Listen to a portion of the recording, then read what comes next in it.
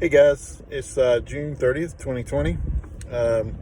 Over in the big city of Batesburg, Leesville today, sitting in the parking lot thinking about a few things, trying to get one of my videos out. And this is one I meant to do earlier a few weeks ago, and it ran across my mind several times. But I want to tell a quick story about when I was younger, what happened back in 1983.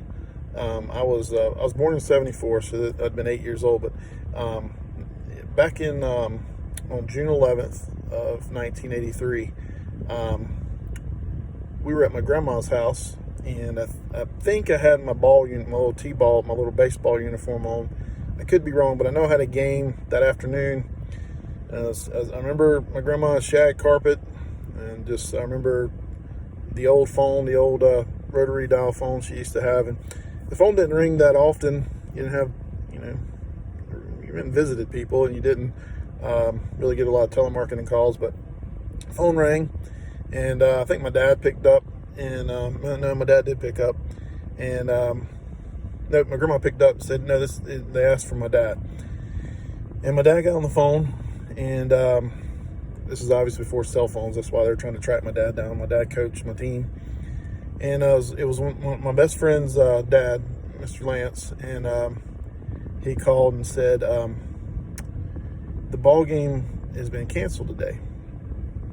I'm like, okay. And he said, we unfortunately, one of the kids on the other team has died. And the next thing out of his mouth was, that kid was one of my best friends. His name was Jason Close. There was about, 6 or 8 of us that were really good friends that played ball together. And me and Jason, I could say he was the best friend. In second, third grade, you had a lot of friends. You didn't really call them best friends maybe, but Jason was one of my best friends. Steven, I don't know, there's 4 or 5 of them. Anyway, so I was in shock. I was like, how in the world? And so I don't know where if it was on the phone or shortly thereafter, we were trying to find out more details about what happened. But this is the crux of what happened. His mom and his older sister were going to pick up something over at the office building off of Alpine, the Blue Cross Blue Shield building. And it was about 9 o'clock on Saturday morning, between 8 and 9 o'clock, I believe. I remember the car they had was an old silver, like a Capri or something with a burgundy top. You knew what people drove back then. Oh man, car stuck out to me. And they were in their car, and a gentleman ran a red light, hit them at the intersection. Seatbelts weren't a big thing back then, and Jason wasn't wearing his in the back seat, and he got ejected from the car some 100 feet away, and died at the scene. Jason had just turned 8 years old in February. He was a good ball player. He was a good kid. He had a good family. Roy, Carol, Kimberly. It seems like yesterday. And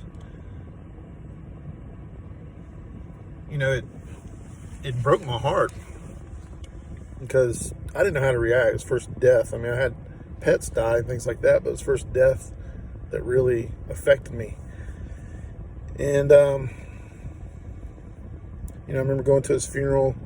We all dressed up in our ball uniforms, and all of the friends from whether we played on Roundtree or Dr. Killam, or no, not Dr. It wasn't Dr. Killam. It was Cogdal maybe, Todd Moore.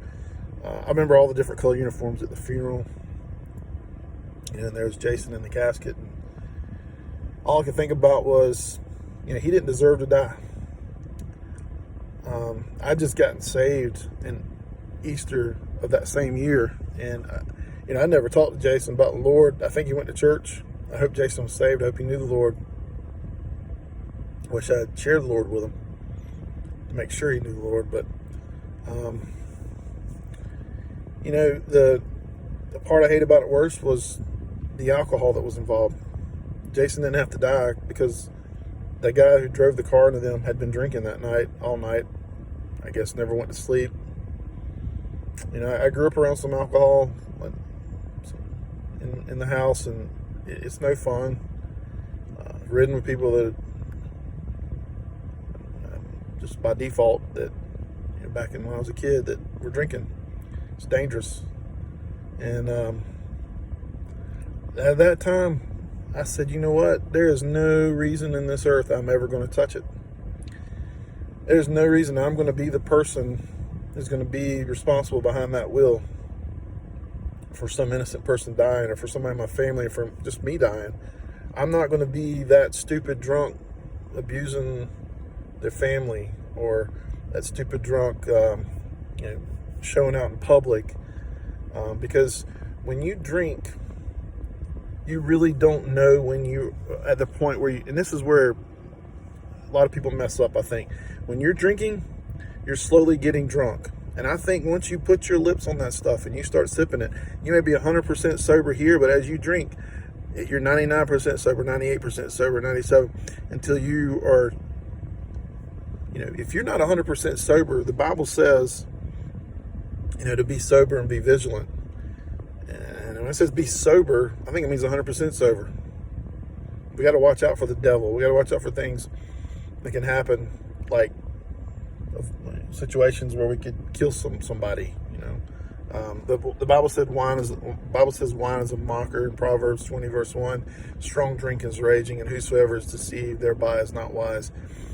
There's a lot of verses in the Bible talk about it, and we can argue over what wine is and all that stuff. And I'm gonna tell you, wine most of the time in the Bible is talking about an unfermented juice, and you can twist and contort all that all you want to. A strong drink, the fermented version, I could never see Jesus doing. I could never see Jesus approving. I could never see Jesus wanting anybody to do it because of what the impact it is on our society. 88,000 people on average die per year due to alcohol-related deaths. 88,000. That's a lot of people. I mean, we're probably around that same number with COVID, but we don't get stirred up over alcohol or abortions or things like that. But we'll get stirred up over COVID. But alcohol every year kills the same amount of people. So, you know what? Please try not to drink. I'm not going to say I've never tried it, so I don't know what it would be like in my system. But I do know that everybody that I've seen drinking changes as they drink, and it ain't for the good. I mean, they may be happy and all that stuff, but it ain't always for the good, and it ain't always sober, and they're not always vigilant, and it's dangerous. And I call it a sin. And I just hope that you pray about it if it convicts you to give up something. You know, drinking shouldn't be hard to give up. It could save someone's life, it could save your own, make you healthier. So, anyway, y'all take care. Have a good one. Bye.